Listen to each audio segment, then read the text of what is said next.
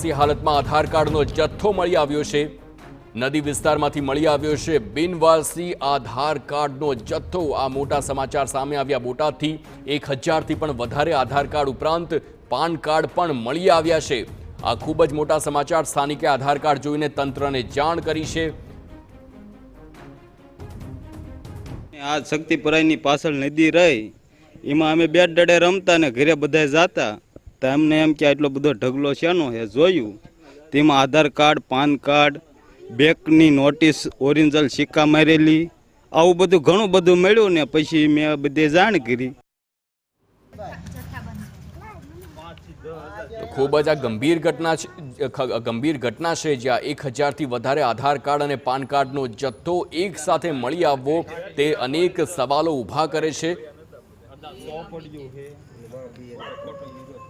ઘણું બધું છે આમાં ચીજ વસ્તુ અને બધું ઓરિજિનલ બધા છે।